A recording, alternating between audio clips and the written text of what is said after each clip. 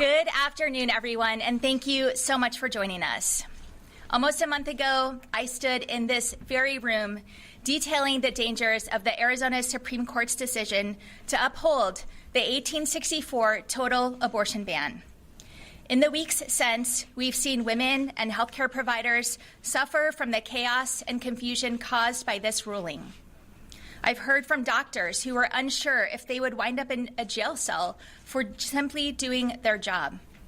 Women who told me they didn't know if it was safe to start a family here in Arizona. These excruciating conversations are exactly why I have made one thing clear, very clear. This ban needs to be repealed. I said it in 2022 when Roe was overturned, and I've said it again and again as governor. But as they have for 160 years, extreme politicians came up with every excuse imaginable to maintain this draconian ban. A ban that was passed by 27 men before Arizona was even a state. A time when America was at war over the right to own slaves.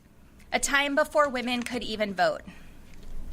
Today, we are doing what 23 governors and 55 legislatures refused to do, and I'm so proud to be the ones that got this job done. And while I'm proud to sign this bill and provide a moment of relief for Arizonans, we still have work to do. Arizona women are still governed by a ban that leaves no exceptions for rape or incest, nor does it account for complications during pregnancy.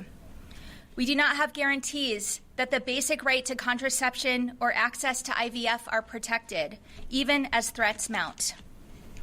Today, we should not rest, but we should recommit to protecting women's bodily autonomy, their ability to make their own healthcare decisions, and the ability to control their lives. Let me be clear. I will do everything in my power to protect our reproductive freedoms, because I trust women to make the decisions that are best for them. And I know that politicians do not belong in the doctor's office. I know how hard these conversations can be. I've lived them myself. And I know there's no place for the government in that room. I trust that when it comes to these very personal decisions, that you and your loved ones know what is best. I want to thank the legislators and the reproductive freedom advocates who are standing here with me today. Without you, this would not have been possible. And thank you to every Arizonan who spoke up and made their voice heard, calling for a repeal of this draconian ban. With that, I'm going to hand it off to Senator Hernandez. Thank you so much.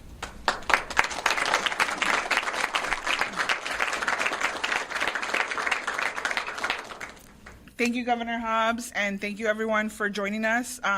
Today we are here to celebrate the signing and the passage of HB 2677, which is the repeal of the 1864 total ban on abortion. It is not the ban that was passed in 1977 by a Democratic governor. It was passed in 1864 before Arizona was a state. My heart is so full knowing that this moment was made possible by the community's work, advocates, giants in the movement, and we stand on their shoulders today because of the work that they laid before us. I'm also very, very full. My heart is also very, very full knowing that my Democratic colleagues continued unity and we stayed together and we stayed firm in our commitment to lead Arizona in a responsible way and deliver the solutions that Arizonans were expecting for us. But what this moment has also shown us is that one thing is very clear. Our rights are not protected unless they are enshrined in the Arizona State Constitution. This repeal will go into effect 90 days after sine die, which means that our fight for a better collective future is just beginning. The Republican leadership in Arizona has shown that they are unwavering in their desire to strip us of our rights, our voices, and our votes.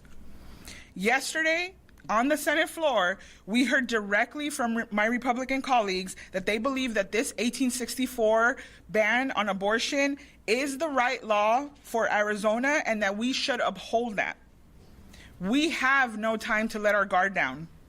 Our state has lived under their constant lack of accountability and transparency for far too long. The fight for abortion rights has simply put a bright spotlight on how corrupt they have truly become. Our ability to celebrate this moment goes hand in hand with the reality that repealing this ban today does not mean we are safe tomorrow. Tomorrow, we could see the majority party bring forward a motion that would cut the 15-week ban down to 9 weeks or even 6 weeks. Arizonans cannot trust this body to follow the will of the majority of Arizona voters. But I hope that the next generation of leaders that will be born out of this moment and out of this fight, the young people in this state that have seen the Trump-stacked U.S. Supreme Court and the Ducey-backed and stacked Arizona Supreme Court take this movement even further. Young people know that Republicans cannot be trusted to uphold our rights. They do not trust you to make the best decision for you and your family and with your medical provider. They have shown that time and time again. They do not trust you to make the best decision for you and your family. Us, the Democrats, are committed to protecting every Arizonan's right to decide what their future looks like. And we will continue to fight like hell to make sure that politicians and government stay out of those decisions. Thank you so much.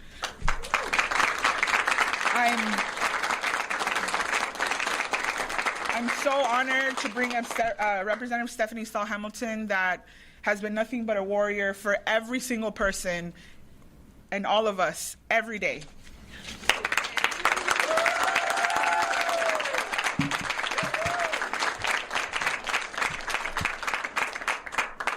Thank you, Senator. Thank you, Governor. Thank you all for being here. This is a real moment. It's an historic moment. And it's a place and time where three moments all come together. It's a time where we are doing away with what is in the past that doesn't fit the present. And here we are in the present, looking forward to the future. The ways in which we need to continue to push and to move our state so that it meets the needs and the desires of the people of Arizona.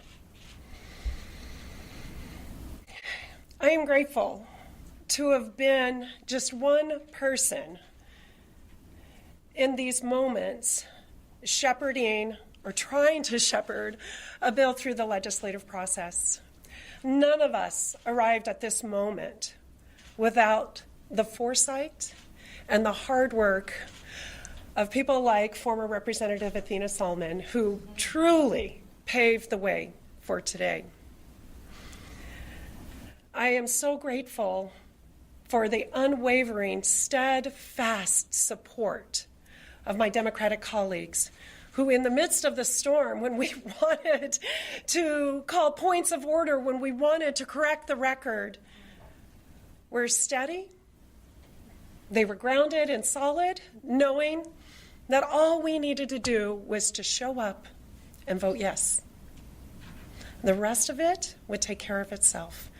And boy, howdy, did it. So thank you all for being here. Thank you for helping us mark this point in time where history is changing in Arizona. And thank you all for being a part of the journey. Have a good day.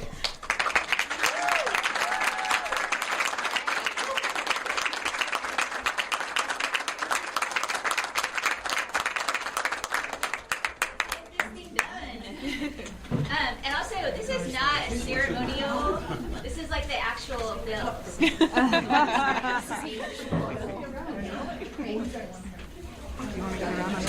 Yes. Wait. Hold on. Oh, hold on. Yeah.